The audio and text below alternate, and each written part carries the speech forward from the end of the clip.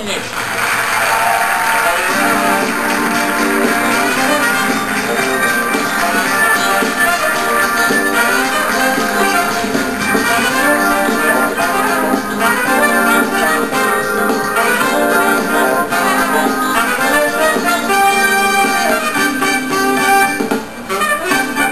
Ministro, em função das opiniões tão desencontradas que acontecem, inclusive por causa da internet, né? Porque a internet, ao mesmo tempo que é uma maravilhosa fonte de informação, também é uma fonte de desinformação, né?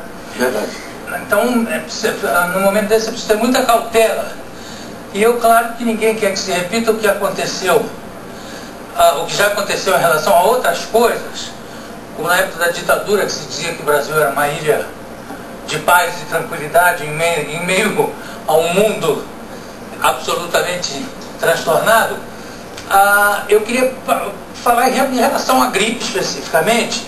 A Anvisa não devia ter feito anteriormente mais barreiras sanitárias nas fronteiras e nos aeroportos?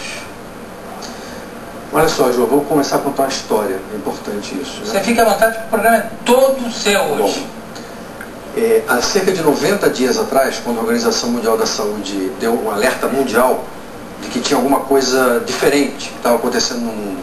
Eu estava em Istambul, no Congresso Mundial de Saúde Pública, tinha que voltar correndo. O que é essa coisa nova? A OMS declarou que um novo vírus, diferente, inexistente até então, que tinha sofrido uma mutação, se espalhava rapidamente pelo mundo. Ou seja, todos os sistemas de saúde do mundo entraram em alerta. Eu queria lembrar que em 2004, todo mundo deve se lembrar, teve aquele alerta da gripe aviária. Exatamente. Pandemia de gripe aviária. O que aconteceu?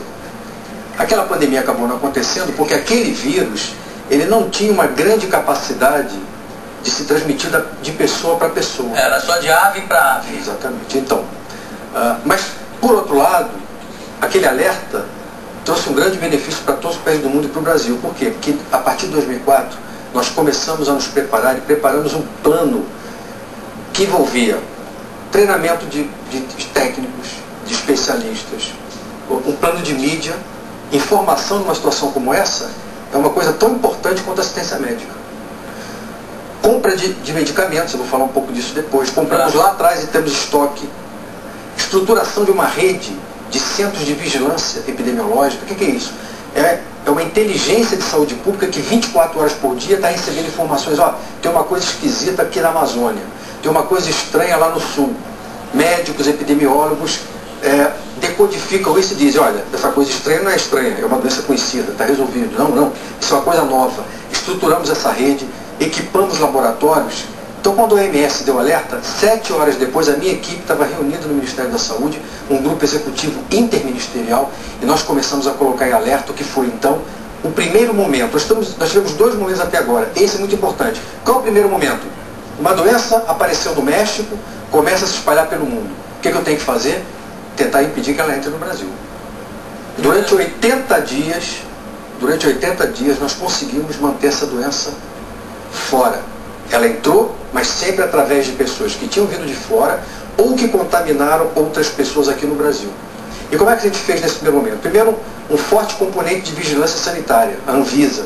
Olha, eu sou testemunha, tenho muitas testemunhas. É claro que nenhum sistema é perfeito e existem falhas. Mas eu mesmo, durante esse período, viajei para outros países e praticamente quando desembarcava na Europa, nos Estados Unidos, não encontrava nada.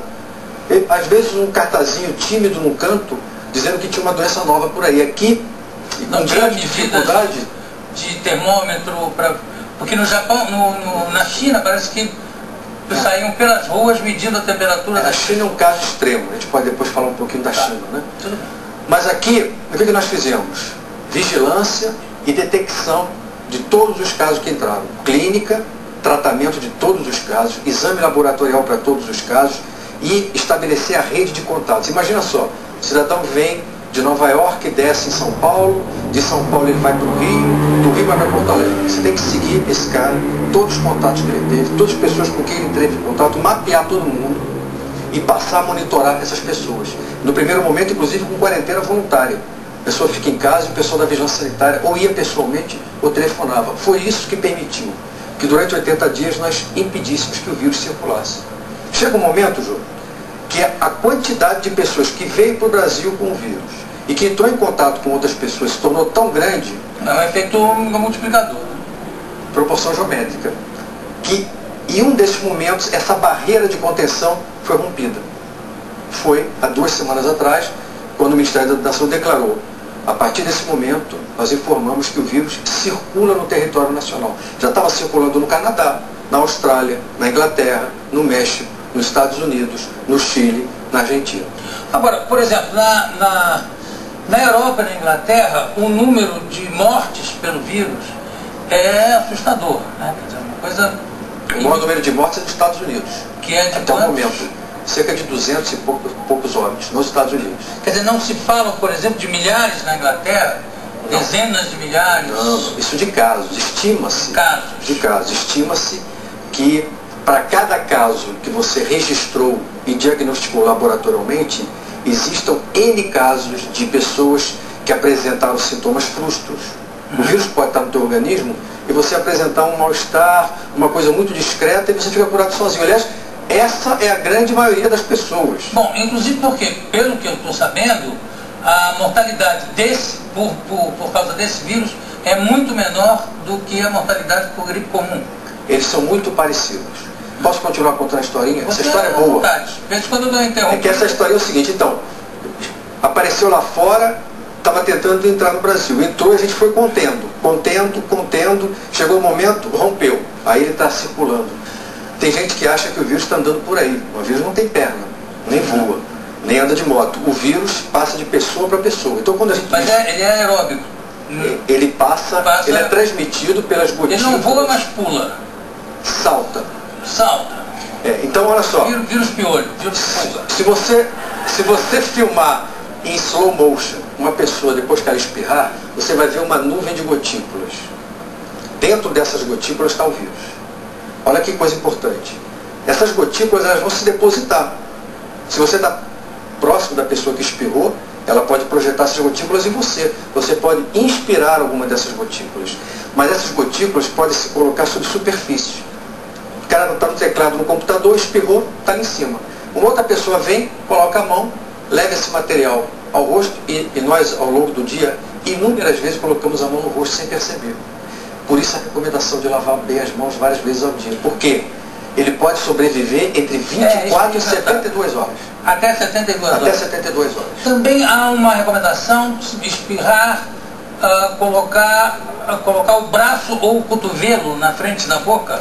O cotovelo eu realmente não tenho como. O ideal seria um lenço descartável. Claro. E isso é muito importante, né? Há medidas de proteção individual, que a gente pode depois falar um pouco mais, e tem medidas das pessoas que estão com sintomas para que elas não contaminem o ambiente ou outras pessoas. Uma das mais importantes é, ao tossir e espirrar, proteger a boca e o nariz com um lenço descartável. Se o lenço descartável é caro para algumas pessoas, um lenço de pano. Depois lavável. Exatamente, desde que seja só de uso dele. Mas mesmo sendo de uso dele, porque tem gente que fica com aquele lenço, tossindo no lenço o dia inteiro. Aquilo pode transformar Aquilo vira uma cultura. Paraíso do vírus. Paraíso do vírus. Muda do Ministério da Saúde para o Ministério da Cultura. De vírus. Agora, tem 2 coisas que eu quero perguntar a você. Se é paranoia ou se vale a pena se usar. Uma é a máscara. Em que condição se deve se usar a máscara, ou em local de trabalho, do digitador, como você falou, ou talvez numa entrevista aqui. No nosso caso não é. E isso aqui funciona? O álcool em gel? Muito bem. Máscara. A máscara, ela é extremamente indicada para todos os profissionais de saúde que lidam com pacientes. Claro. Bom, isso aliás, em princípio, mesmo sem epidemia, né? Sim. Nessa situação específica, nós estamos no inverno, tem um número muito grande de gripe, quem está atendendo a população deve se proteger. E segundo, a máscara é indicada para as pessoas que têm sintomas da doença, para impedir que elas contaminem as outras pessoas, e não o contrário. Eu não tenho sintoma nenhum, não tenho a doença, estou usando para me proteger. A orientação E não adianta nada também? Não adianta. E essa máscara aí, por exemplo, ela, de 2 em 2 horas ela tem que ser trocada. Não, e você está com a máscara, dá a mão para a pessoa, pega a gripe. Também. E outra coisa, doente que está com falta de ar não pode botar máscara. A pessoa pode ter que fazer imunização, não pode usar máscara. Então, existem critérios e protocolos para usar máscara. O gel.